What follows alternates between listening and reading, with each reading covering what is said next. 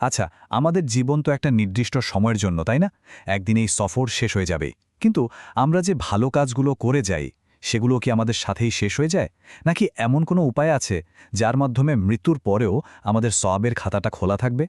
আজকের এই আলোচনায় আমরা ঠিক সেই বিষয়গুলো নিয়েই কথা বলবো। জানব সেই সব আমল সম্পর্কে যে আমাদের পরকালের পথকে আরও সুন্দর করে তুলতে পারে। আসসালামু আলাইকুম ওয়ারাহমাতুল্লাহি ওয়াবারাকাতু। আল্লাহর অশেষ রহমত আর শান্তি বর্ষিত হোক আমাদের সকলের উপর। আমাদের ছদকায় জারিয়া চ্যানেলে আপনাদের সবাইকে স্বাগত জানাচ্ছি। এখানে আমরা চেষ্টা করি একসাথে এমন কিছু জ্ঞান অর্জন করতে যা আমাদের সবার দুনিয়া ও আখিরাতের জন্য কল্যাণ বয়ে আনবে। আপনিও যদি এই যাত্রার সঙ্গী হতে চান, তাহলে চ্যানেলটি সাবস্ক্রাইব করে রাখতে পারেন। আমরা কি কখনো একটু থেমে গভীরভাবে ভেবে দেখেছি যে মৃত্যুর সাথে সাথেই কি আমাদের সব আমলের খাতাটা বন্ধ হয়ে যায়? আমাদের ভালো কাজের হিসাব কি আসলেই শেষ? ইসলাম কিন্তু আমাদের এক অসাধারণ আশার বাণী শোনায়।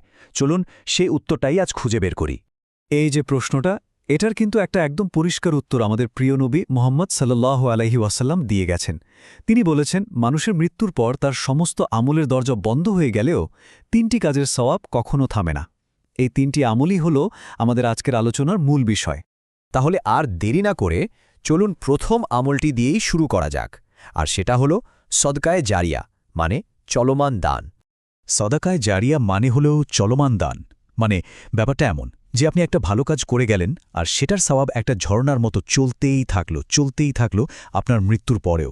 যতদিন মানুষ বা অন্য কোনো সৃষ্টি সেই দানের মাধ্যমে একটু উপকার পাবে, ততদিন দানকারীর আমলনামায় সওয়াব জমা হতেই থাকবে। ভাবা যায় কি অসাধারণ একটা ব্যাপার। তাহলে সদকায়ে জারিয়ার কিছু বাস্তব উদাহরণ কি হতে পারে, তাই না? ধরুন, একটা মসজিদ নির্মাণে সাহায্য করলেন, যেখানে প্রজন্মের পর প্রজন্ম ধরে মানুষ আল্লাহর ইবাদত করবে। কিংবা এমন এক এলাকায় পানির কূপ খনন করে দিলেন, যেখানে মানুষ পানির কষ্টে ছিল। ওই কূপের প্রতিটা ফোঁটা পানি আপনার জন্য সওয়াব বয়ে আনবে। আবার ধরুন, কোনো মুসাফিরের জন্য একটু আশ্রয় ব্যবস্থা করা, কাউকে একটা কুরআন কিনে দেওয়া, এমনকি মানুষের চলার পথ সহজ করতে একটা ভাঙা রাস্তা মেরামত করে দেওয়া। এই প্রত্যেকটা কাজই কিন্তু পরকালের জন্য এক অফুরন্ত সঞ্চয় হয়ে যেতে পারে। এবার আসুন দ্বিতীয় আমলটির দিকে তাকাই, যা মৃত্যুর পরেও আমাদের উপকারে আসবে।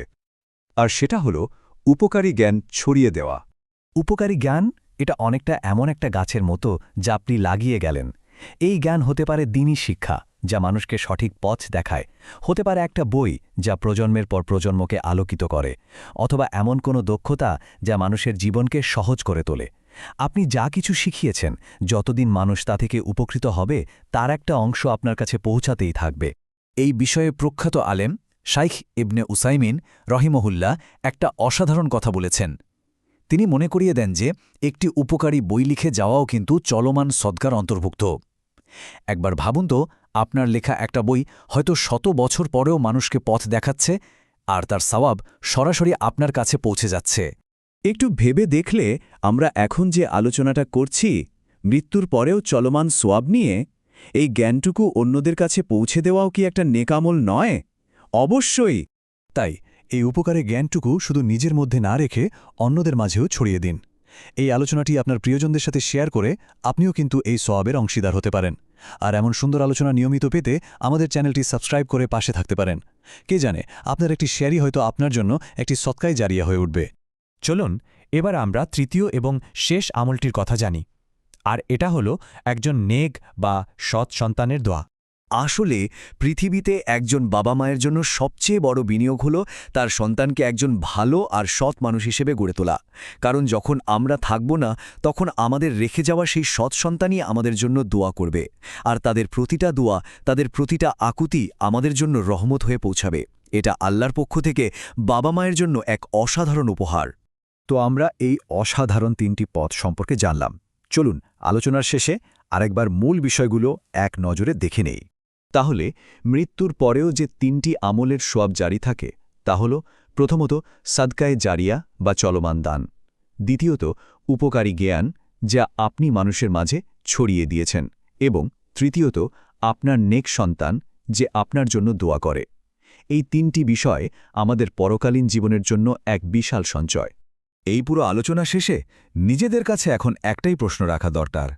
আজ থেকেই আমরা এমন কোন ছোট কাজটা শুরু করতে পারি, যেটা আমাদের মৃত্যুর পরেও সোয়াবের ধারা বজায় রাখবে এবং আমাদের পরকালের পাথেও হবে?